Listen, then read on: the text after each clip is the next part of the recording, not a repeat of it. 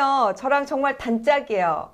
우리 이인철 변호사님 모셨습니다. 안녕하세요. 안녕하세요. 반갑습니다. 이인철 변호사입니다. 이렇게 초대해 주셔서 정말 감사합니다. 복권에 당첨될 확률이 얼마인 줄 아세요? 몇 방망불의 일이죠? 예전에 이런 말씀 있었잖아요.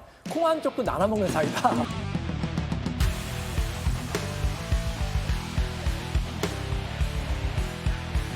우리가 방송에서 맨날 싸우니까 사이가 나쁜 걸로 생각하시는데 저희 되게 친해요. 친해요. 사이 좋습니다. 네. 근데요, 우리 이인철 변호사님이요. 네. 제가 한 1, 2년 우리가 네. 제가 방송도 좀 안 하고 그래가지고 네. 어떻게 지내시는지 몰랐더니 네. 그 사이에 네. 미국 변호사 네. 시험에 합격을 했다고요. 네, 합격했습니다, 여러분. 오, 대박 대박. 감사합니다. 와. 네. 미국 이제 캘리포니아 주 음. 변호사 시험에 이제 올해죠. 이제 2024년 7월 시험에 합격했습니다. 네. 그리고 오늘요, 방송 끝나고 이거 네. 선서하러 가신대요. 회사가. 네. 완전 멋있어요. 네.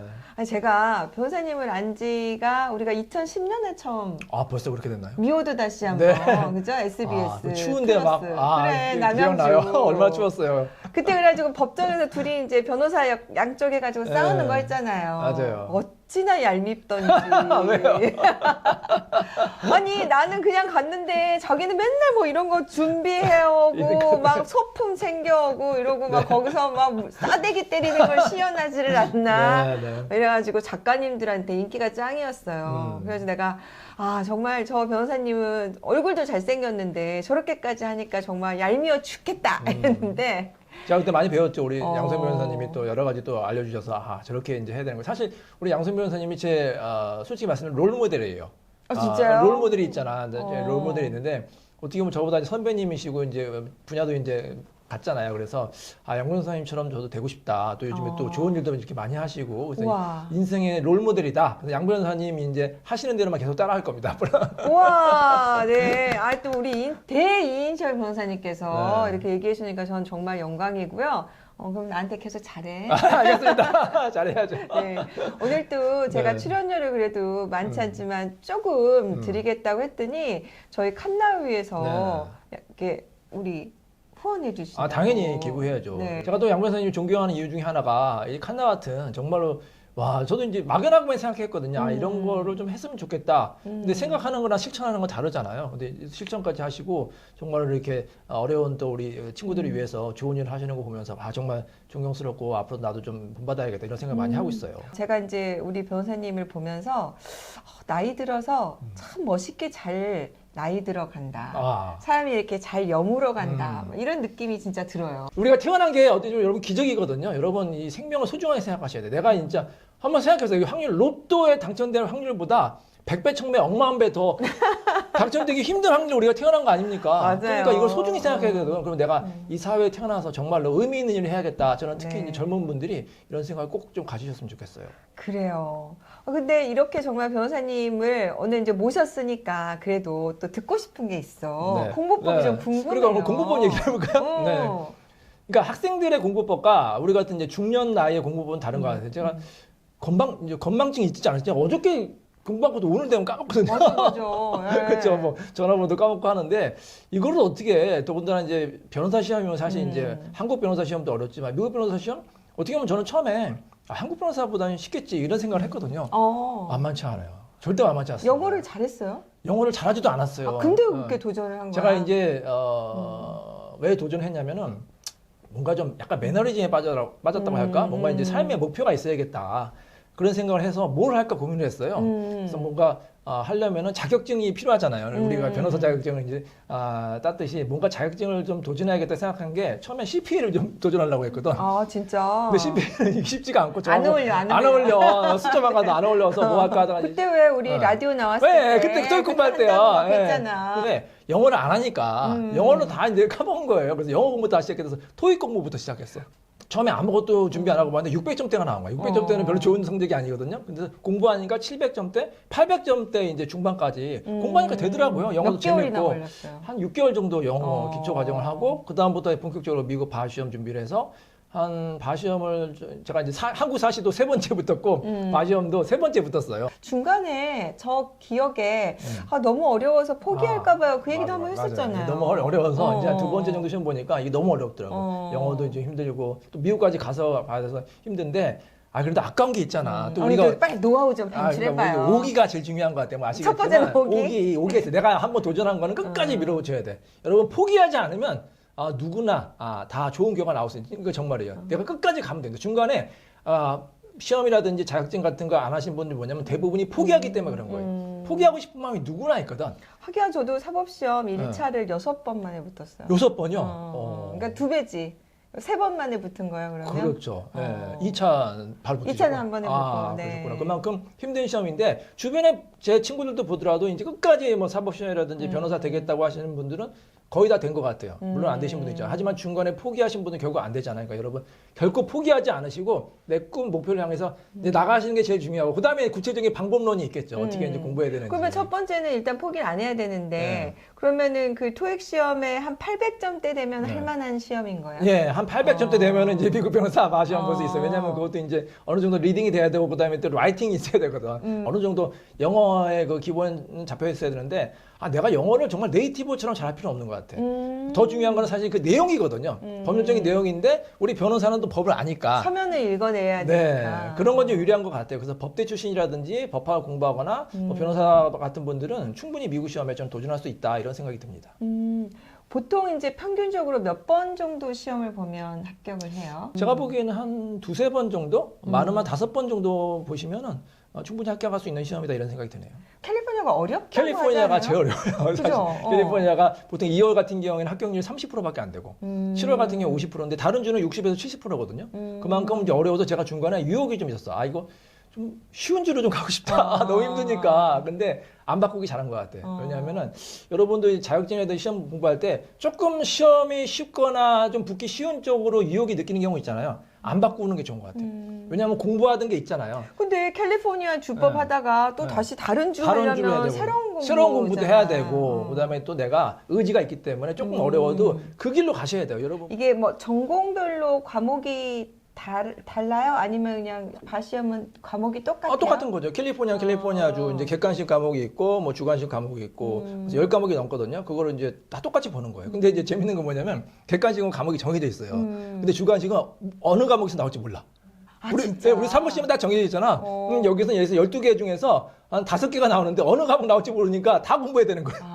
그게 어려워요. 과목이 너무 많고 양이 많아요. 그러면 변호사님은 그 시험 중에서 이혼 관련한 법도 있었어요? 있었어요. 그러면 커뮤니티한테 있었어. 캘리포니아는 뭐 다른 데는 아니겠지. 그러니까 이혼 재산분할만 특화되는 과목이 있거든. 그 과목인데 근데 운이 좋았네. 근데 이번에는 안 나왔어요, 그게.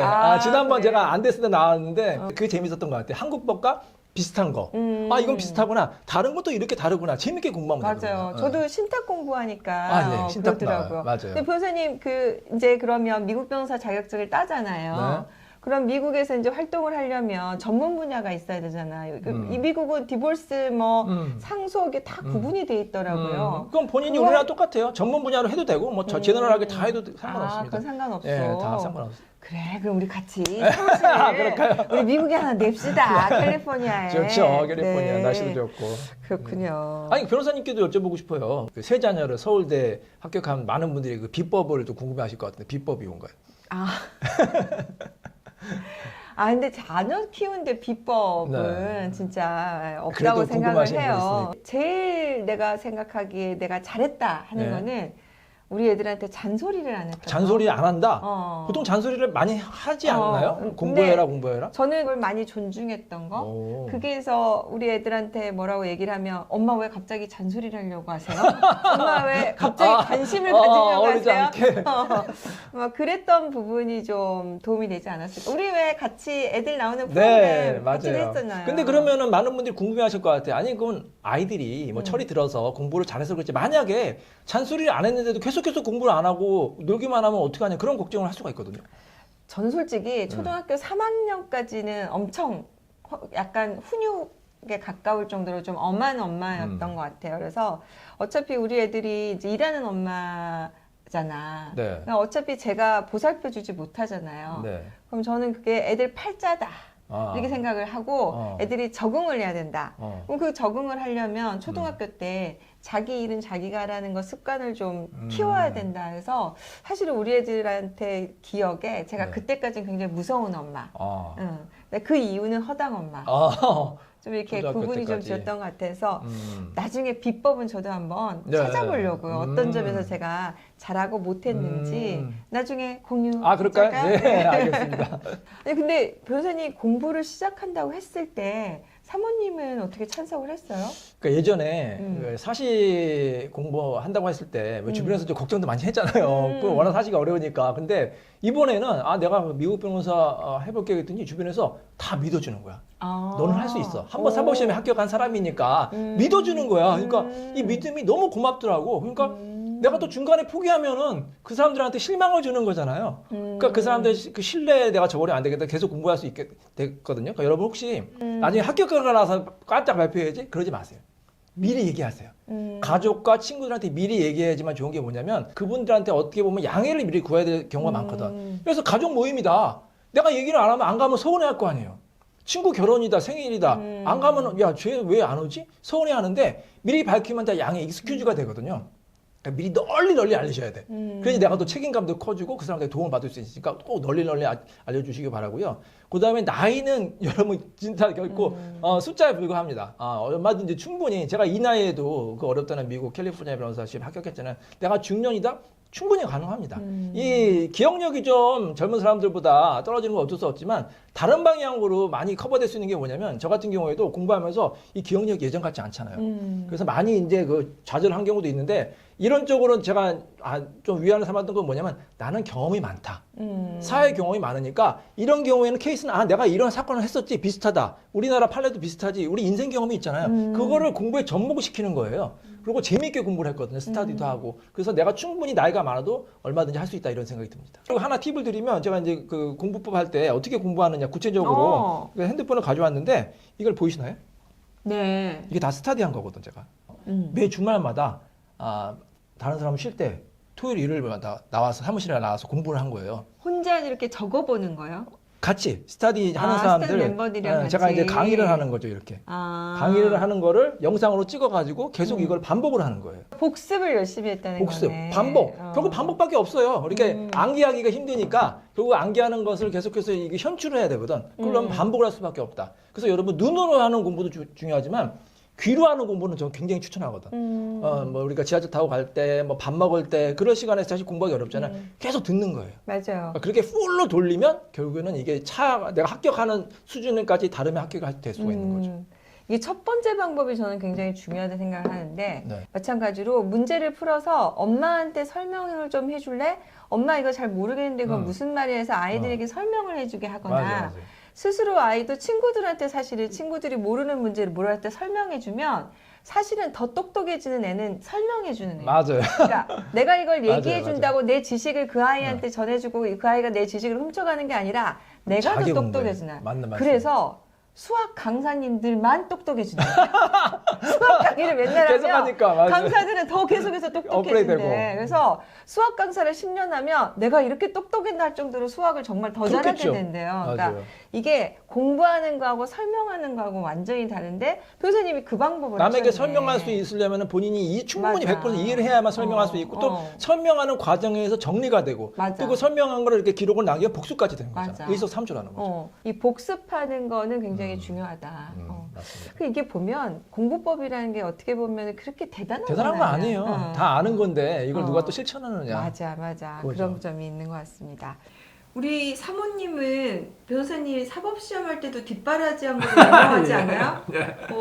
근데 또 미국 변호사 할 때 사실 공부하면 일하는 게 좀 줄어들어서 수입이 줄어들 수도 있잖아. 그 와이프 입장에서는 조금 불안해서 걱정했을 게 한데 뒷바라지를 근데 하셨네. 뭐 사실같이 그런 건 아닌데 어쨌든 가족들이 많이 든든한 지원군이 돼야 되거든요. 그래서 사실 가족들한테 물어봤어요. 이번에 이제 붙을 줄 알았냐 하더니 부모님은 몇 년 있다 붙을 줄 알았다 그렇게 말씀하시는데 하여튼 저도 우리 남편이 돼지 농장을 한다고 요새 그렇게 돼지 열심히 농장이요? 축산학과 가서 졸업했잖아요. 아 그래요? 와 대단하시네. 근데 나는 사실은 우리 이인철 변호사님 사모님처럼 그렇게 막 지지해주지는 못하고 아니 우리 남편은 집에서 강아지 똥도 안 치우는 사람인데 그거랑 다를 수 있죠. 어떻게 돼지 농장을 할까 하는데 그러면 응원을 해줘야 될까요? 근데 이제 이 방송을 보시는 많은 또 우리 아내분들 계시잖아요. 일단 남편이 어떤 걸 결심하면 그게 아주 나쁜 일이 아닌 이상 일단 지지해 주는 게 필요합니다. 필요한 것 같아요. 그래요? 남편이 다른 사람 지지 필요 없거든요. 이제 가족, 특히 아내가 지지해주면은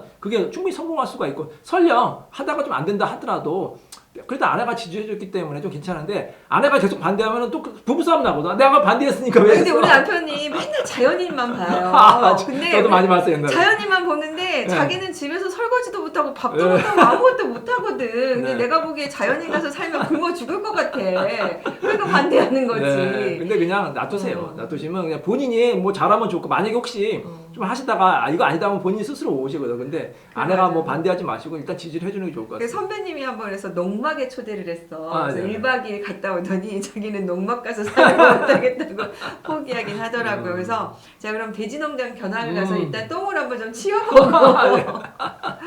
네. 많은 나이에도 불구하고. 자, 미국 변호사 합격하실 우리 이인철 변호사님 다시 한번 축하하면서 감사합니다. 네. 네, 오늘 방송 도움이 되셨고 재미있으셨다면 좋겠습니다. 좋아요부터 부탁드릴게요. 감사합니다. 네, 이렇게 하는 거야? 이렇게. 네.